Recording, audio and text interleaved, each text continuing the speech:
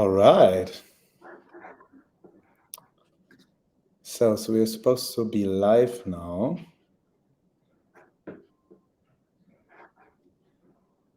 Perfect. First guy's in. Hi, David. Nice to see you here. So I think, we wait for a few people to join. And then we can start. How was the day so far, Maxi? So far, so good. Oktoberfest is at the moment in Munich. Okay, yeah, I can expect. We have been also this week at Bits and Pretzels in Munich. Nice. How was it?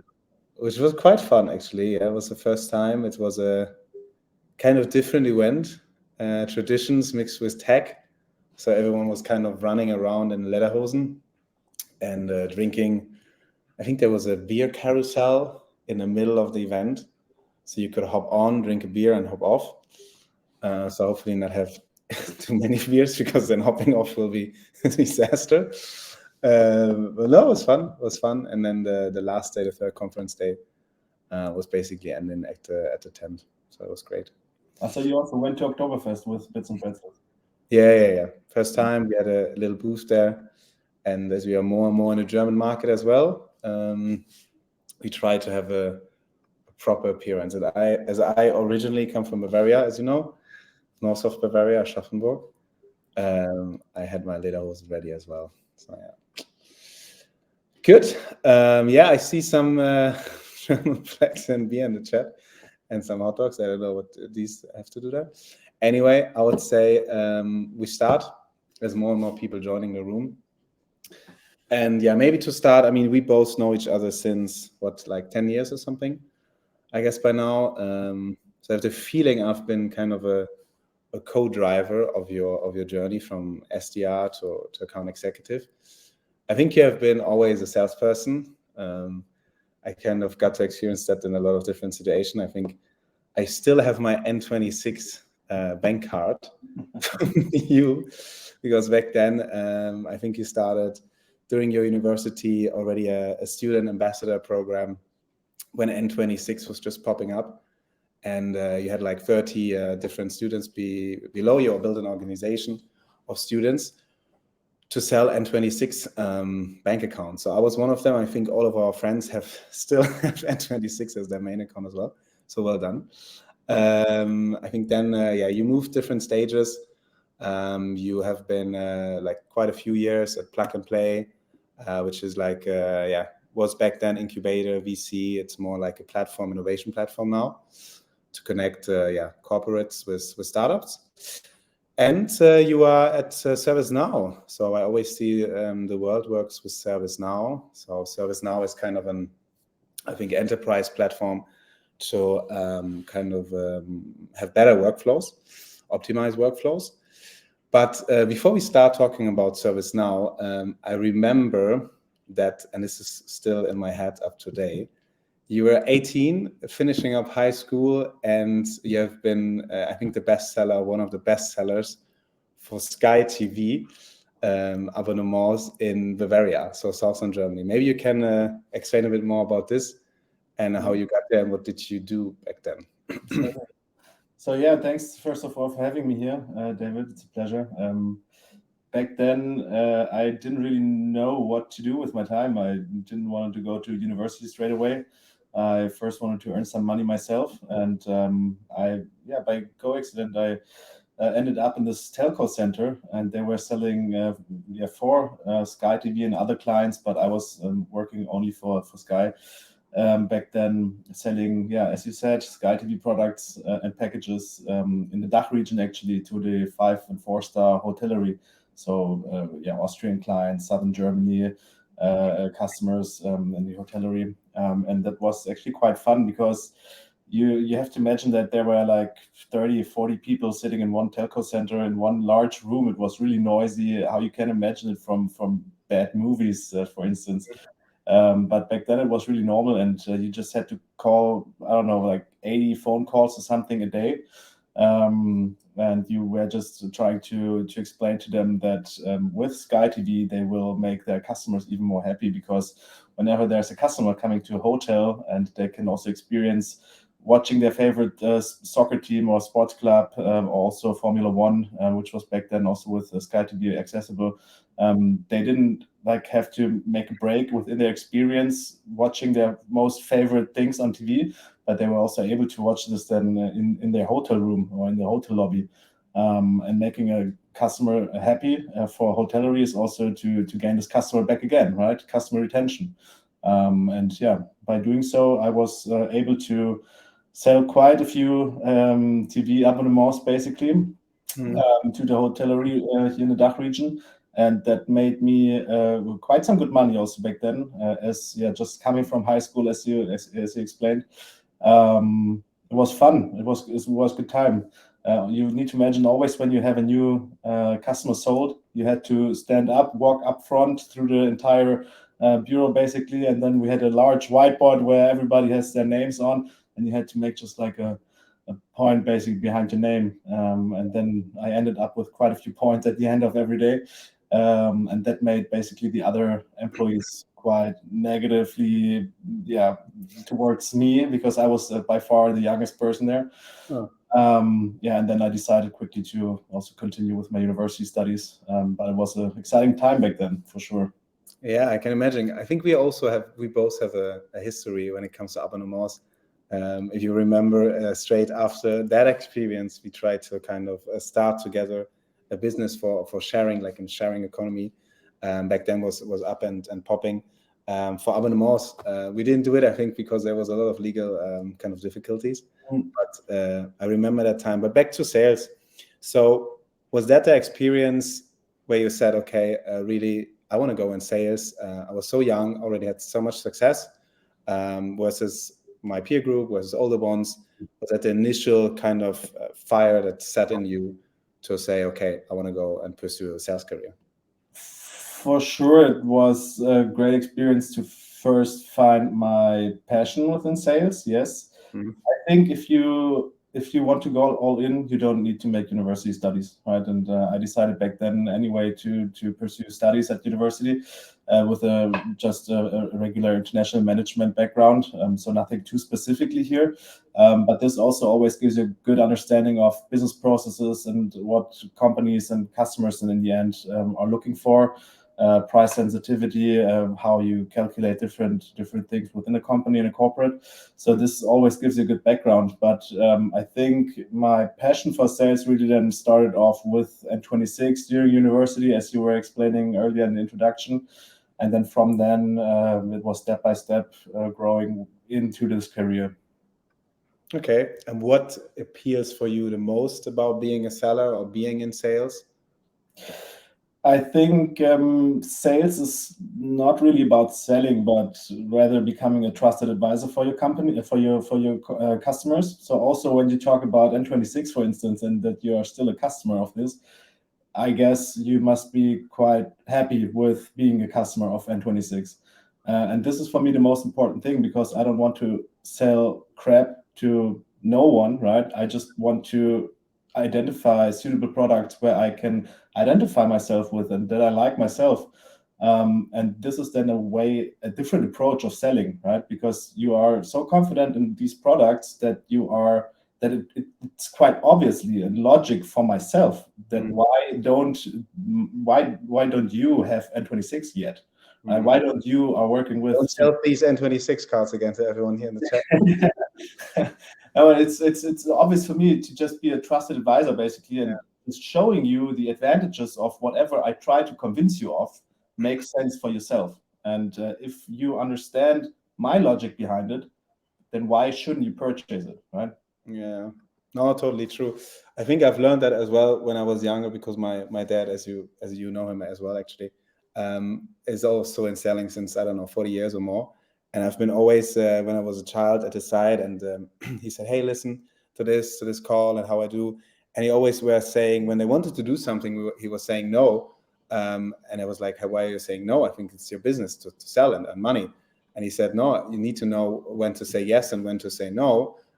You're here for advising people. I don't want to have any kind of a bad experience or a review in my career, because that brings me automatically new people, referrals, etc. Happy customer is a good customer, David. Exactly. Yeah. I wanted to say also happy wife, happy life, but same thing. Same thing. I mean, we see a lot of parallels between like private life, dating life. I always see a lot of salespeople who prefer like the dating life with the sales life. You know, you don't want to come off in your first message as, "Hey, do you want to marry me?" for instance. So I think there's exactly. It's a process. It's a process. It is cool. So sales, how would you define success in your role? What is success or criteria for you to be a good seller? Well, depends on who you ask. If you ask my manager, then it's the quota. If you quota, then this is obviously a success. For me, myself, I mean, everybody defines success on an individual basis, right?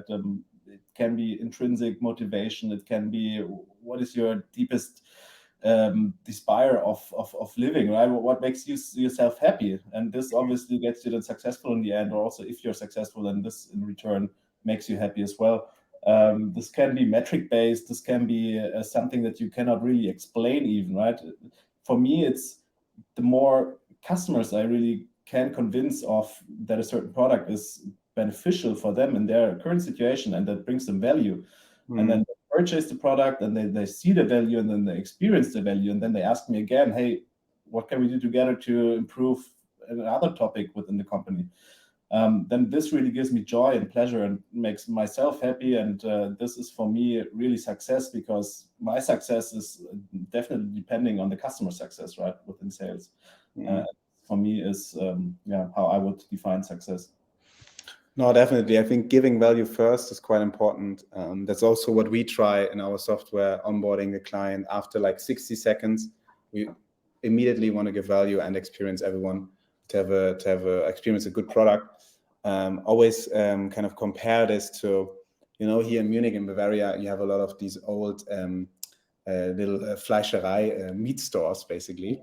And when you choose your meat, you first always the person gives you a little treat to try the meat. And I think this is so important, to try to see the value and then to make a purchasing decision. So yeah, as it's Oktoberfest, I think there's a lot of parallels between maybe not beer, but I mean, here's a lot of meat as well. Good. Going back to your role at ServiceNow. It's a corporate group. I mean, so many of our friends are all around in startups. I mean, ServiceNow was a startup, and I think was the fastest growing. Now it's a huge organization. Why did you decide to work in a corporate group and not maybe going to a younger company? Yeah, that's an interesting question. So in my career so far, I had multiple stops, as you explained, and it was always with smaller companies. And I had obviously I had so much freedom to really do whatever I think at least is the most promising to benefit my role and to be successful. But with that, I didn't really get the chance to learn corporate structure, learn how corporates work, learn how to take resources that are available in a corporation at hand and use them in a beneficial way for myself and for the good of the company, obviously.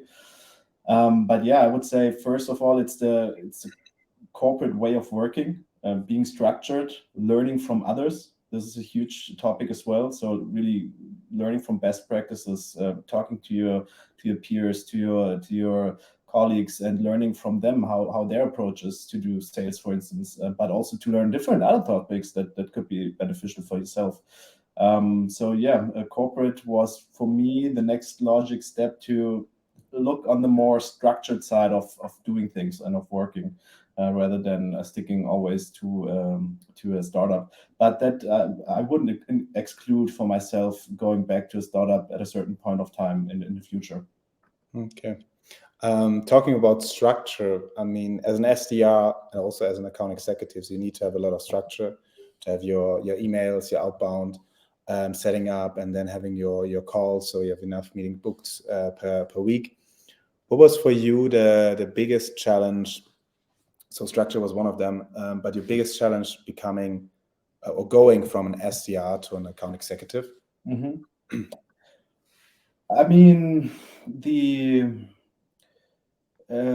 you have different responsibilities when you are an account executive. So you, as an account executive, have the entire responsibility for the whole account, right? And then not only just one account, but a few accounts, account set, maybe also only one large international, global, huge customer of yours that is so strategic that you have only one account executive. But yeah, to really understand what it is that an account executive needs to take into consideration, even beyond just doing the sales and the customer interconnection, right? So yes, of course, you have still customer calls. Yes, you also, as an account executive, do sometimes prospecting or cold outreaches. This will always stick to your sales role, I guess. But you also need to do, especially in the corporate environment now, do forecasting, pipeline hygiene. So really checking always on the quality of your CRM. And this is something then obviously Surf would come into play. But yeah, you need to orchestrate. You need to understand how your management is thinking. You need to understand their priorities. You need to understand their KPIs. And in a whole picture, you then need to understand also how your work is paying into their KPIs and to the overall good of the company. And to really get this all around in your head, it is so much more than just a title, basically. It is really, of course, hard work, but I wouldn't say that SDRs don't do hard work themselves. It's just a logical evolution of yourself and your capabilities within a work environment that you need to bring to the table when you talk about becoming an account executive. I think that's an important thing you said, that you already need to think when you're an SDR about the KPIs of the account executives. Of course. Because otherwise you're not aligned, and then you can't do a good job. The account executive, if he can't do a good job, I mean, you're first, and then the account executive comes second. Yeah, of course. I mean, within a company, startup or corporate, you always need to see that this is a group effort, right? And teamwork obviously comes quite high in the most important aspects. And without SDRs, you wouldn't be able to have a good sales company or a good sales team within a company, because then obviously cold calling and outreaches and prospecting, that's something then the account executives would need to take care of only themselves, and obviously this is also very time consuming. So this is really a team effort here, and the SDR obviously pays into the KPIs of the account executive, right? And the account executive pays directly into the KPIs of the sales director, and the sales director obviously pays into somebody else's KPIs, and this goes up the ladder. But on the other hand side, you also have the product teams, you have the marketing teams, and without a good product, you wouldn't be able to sell it, and without a good marketing, it's even harder, obviously, to do a sales job. So this is really something you need to consider as a group effort here and a teamwork. What would you say, is product more important or sales? I would say obviously the product, because I would never sell a shitty product. That comes first. So this is also something I try to take myself always aware of, is never overpromise and underdeliver. Because rather you underpromise and overdeliver, right? Because in the end, this is also something on the one hand side makes the customer happy if they get even more benefits out of what you told them originally. But on the other hand side, also towards senior stakeholders within my company, for instance, my boss, I would rather underpromise but overdeliver than doing it vice versa. And this is why I think a good product comes first. Good. Now, since you're an account executive, would have been there any reasons not to take this role? I mean, I see also a lot of friends, they have been SDRs, they become SDR leads first, and then maybe at a later stage to become account executives. So have been there any reasons why you wouldn't go for AE? Yeah, I mean, this is also very subjective, right? I know, for instance, my girlfriend, she's working at Celonis. Maybe some of you know this. It's a process mining company, also based out of Munich. She's also working in sales, and she was telling me about this one colleague. He was maybe number, I don't know, 15 or 20, really one of the earliest employees that Celonis had, and he still is an SDR. And this is just because this is his passion, right? He likes to go on the phone. He likes to cold outreach. He likes to the challenge. Yeah. And with becoming an AE, it's obviously it's more responsibility. It's a higher quota that you need to drive. It's more pressure on your shoulders. I don't know, it can get you very frustrated if a large deal then in the end doesn't work out. So yeah, you overall have more pressure on your shoulders and you need to deliver because eyes are on you. Within a sales organization, if you have a large deal in the pipeline, everybody will nitpick on you. Why is the deal not moving forward? Why is it not closing this quarter? What is happening here? Why did you move it now to next fiscal year? And this is really something that you need to take care of as an AE. And in return, as an SDR, you wouldn't mind, I guess, right? You need to obviously hit your quota in terms of cold calls or creating opportunities or whatever you will be measured on as a KPI. But in the end, if the deal doesn't work out, it's not your responsibility. You're talking that also your girlfriend is an account executive at Solonis. How is that like? Two AEs living together? I don't know, when there's basic decisions about like who's going for take lunch, etc. Is there not a lot of negotiating between each other? And I don't know. Well, yes, I guess yes, which is good. Which is good. It keeps it interesting. We obviously also in our private time talk a lot about work, and it's nothing that we find is. I mean, it's difficult to say because it's not something that we find is we should have more free time or like time off work, basically, right? Because if you talk about work in your free time, then obviously you're always connected to work and you cannot shut off, right? But this is nothing really that is blaming us too much. It rather helps us and supports us because each other we will exchange about difficult client situations, about emails that we wanted to write to a customer, about presentations that we prepare for customers and stuff like this. So it is really a give and a take, and together this is quite a good match for us at least. But I could see some other people would not want to deal with work that much also during their private time. But for us, it's a good match for sure. Okay. So I guess you can also be there for each other. I mean, account executive is a tough job. You get often a lot of rejections. So I can imagine back then when you have been an SDR, because you need to back yourself up again to go with full energy again into the pitch. So do you have any kind of tips for our audience, or how do you motivate yourself being back then an SDR? Because I guess you have been also dealing with rejections, definitely. Yeah, of course.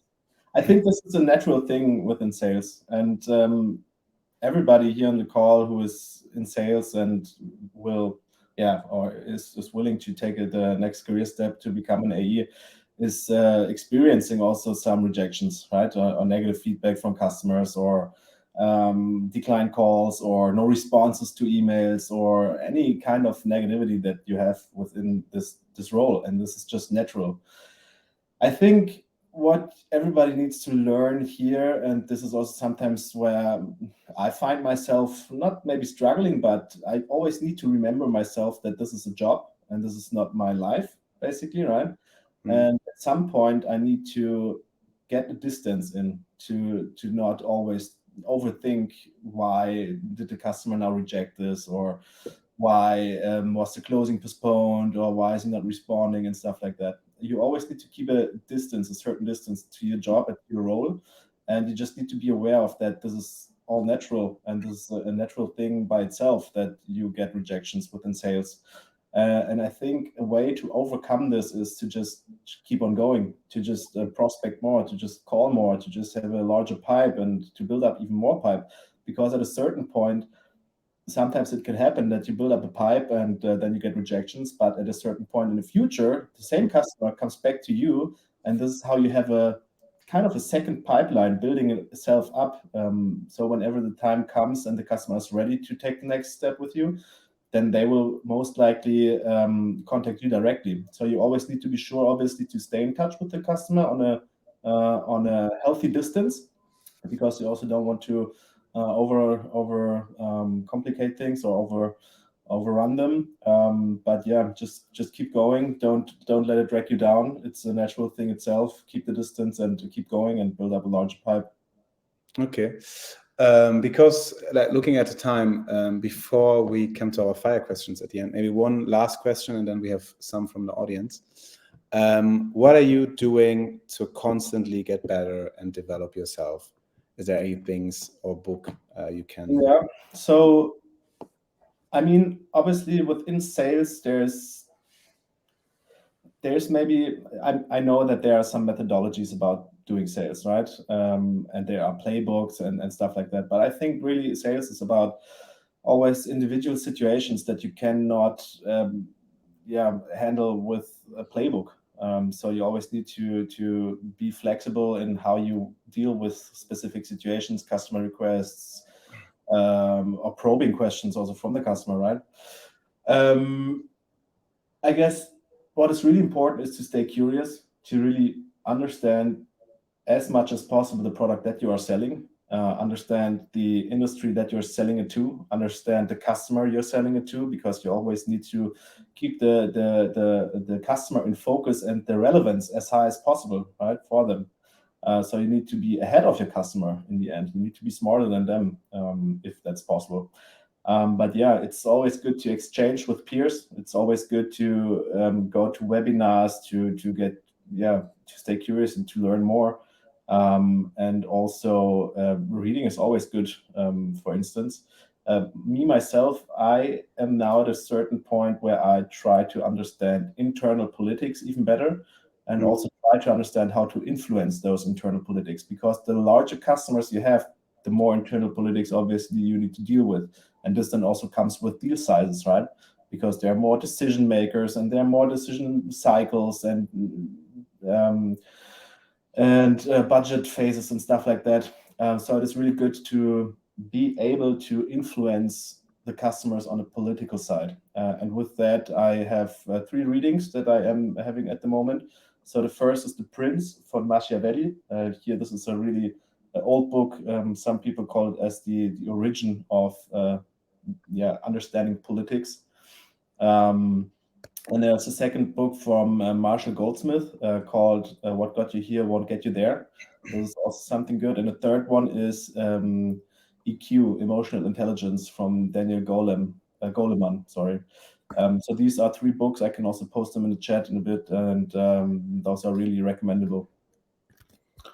All right. I was just posting them here. Good. Maybe with the fire questions to end the session, and then we had 2 from the audience. So I will ask you a question. You come up with a short sentence or whatever, but try to keep it short. So for you, sales is not about selling. Sales is more about being a trusted advisor to your customers. Okay. The biggest failure you've seen in your sales career? I had a call where I assumed that I'm talking to a different customer, and I noticed maybe like 30 minutes in. So I was talking a lot about different things that the customer was actually concerning about. That was funny for myself and weird. I actually had the same thing. I was because I had a lot of hiring calls in between, and then there was one sales call, and I thought it's a hiring call, but it was a sales call. And then I was like, okay, but are you up maybe for a new position? Could maybe work, and it ended up then in a hiring call later. But always selling, right? So if you only do one thing, do this. Never overpromise and underdeliver. Great thing, you mentioned that before. Could stop doing any inefficient tasks, for instance. Stop doing. I would stop doing reactive tasks. I think this is a good thing to say, and start doing more proactive work, really. Okay. And then, looking back, here's maybe what I would do when I would be an SDR today again. Yeah, to just really at the beginning understand everything you can around your customer, your industry, customer challenges, their business model, and the work that they do, and to also match this with customer stories, customer success stories that you have at hand, and try to build a bridge here to create a picture within your customers' mind on where they could see themselves if they work with you. Great. Thanks for these 5 questions. We had 2 in the chat, so let's quickly answer them. One was from Harry. Hi, Harry, by the way. I know Harry is a BDR at Bolt in the UK. He had a question: how do you actively bounce back from down periods like summertime, post-Christmas holidays, or how do you prepare for these periods to retain success? That's a good question. I think it will come naturally at a certain point that you are working not only towards cold calling and call outreaching, but you always also start preparing presentations and stuff like that. So where you don't necessarily need to have your customers on the phone. And I think these downtimes are a perfect chance to have some quietness for yourself, where you can focus also on other tasks that you need to do within a sales job. And this is specifically also now concerning about presentations, also go-to-market strategies, for instance, right? Who do you want to target next? Do your research, learn more, take this time really to learn and to prospect, right? So these are tasks that you don't necessarily need a customer on the line for. All right, last question from Dylan Flüger. It's a German name, I guess. What does your sales cycle between SDR and AE look like? Okay, that's a long question, long answer maybe. Does the SDR provide high-level demos within a qualification or discovery light call? I guess that depends on the product. So with ServiceNow, it is really a technical, broad, complicated, really in-depth product that you obviously need to pitch on a very high level and in a simple manner to the customers, especially in the first calls. So I would not see an SDR doing something like this at ServiceNow, at least. With other companies, with a also more simple product to understand, for instance, I could see also SDRs doing these kind of things, because this is part of the qualification at some point, right? I missed the first half of the question. I will look it up here again. Sales cycle between SDR and the sales cycle. The sales cycle as an AE, it also depends on the product. It's hard to say in a standardized way. We at ServiceNow, we have a sales cycle for my AE position between 6 months and 3 years. Depends on what you're targeting, what the account is, what the solution looks like, and stuff like that. And for on the other hand side, for the SDRs, at least at ServiceNow, they are incentivized on opening opportunities. So this would mean taking leads, inbound leads or outbound leads, also working together with marketing, having the first calls and creating opportunities of those. And I think this goes along quite quickly in comparison to what an AE sales cycle looks like. What I also can recommend as a resource is Winning by Design. I don't know if you heard about this, but there is basically different processes written down. I think it's a good resource for having a look at how a process from SDR to account executive could look like. So maybe that helps. And yeah, one more question from Dylan. With the advantage of ChatGPT, how much longer do you think the role of an SDR will even be around? Yes, good one. I think ChatGPT is a You work with ChatGPT. Yeah, I love it. It's a good tool to use, but it will, my opinion, it will not make the sales job redundant, because customer-facing jobs will always be important to be done by humans, because there's so much more than just information that you need. It's also empathy. It's humor. It's the interrelationship between two persons on a call or on a video call like this. And this is something that ChatGPT will not be able to replicate in the midterm future or also long-term future. I'm excited what to come. But it is a great enabler to use because you have all information you need on hand. And this is obviously a huge benefit if you look back a couple of years where this was not possible. Yeah, no, I think it will definitely evolve as well. Maybe we will see from the point of view more engagement on the screening side of the calls because that's more human relationships. Because yeah, I think there are amazing tools out there for list building like clay.com I can recommend, List building goes so much faster now. So I think it's definitely not redundant. It's not like sometimes I see these headlines, in 5 years, OpenAI will replace your coders, developers. I think that's not the same for the sales. I think it's also not the same for developers. I think we can be way more efficient when it comes to technology. But at the end, sales is always a human-to-human job, and will always be. Absolutely, yeah. And even if that would be possible, I still bet that the customer rather likes to talk to human, although there might be some errors or missing information or something like that, rather than talking to a robot. Yeah, I actually was once in a webinar where an AI, like an artificial AI, but in a humanized way, was with me in the call because we wanted to try to sell. It was so weird. So hopefully we'll please not ever land there. But yeah, thanks a lot for taking this first Surf session. So we will have more of these Surf Sesh in the future. I think we want to have it all 2 weeks, where we invite different experts on a topic all around SDR, account executives. So we'll also go more into technicals. But I really enjoyed it. Thanks for having this first session with us, and wish you good luck. Now, how do you say, last days of Oktoberfest? So it will be tough, but I guess you will make it through. And thanks for everyone. If you can send us maybe a beer or some Weisswurst in the near time to Paris, it would be amazing. Otherwise, we will come around next time. Yeah, looking forward. Thanks, David, for having me. Thanks for everyone for joining. Have a nice day. Bye. Bye.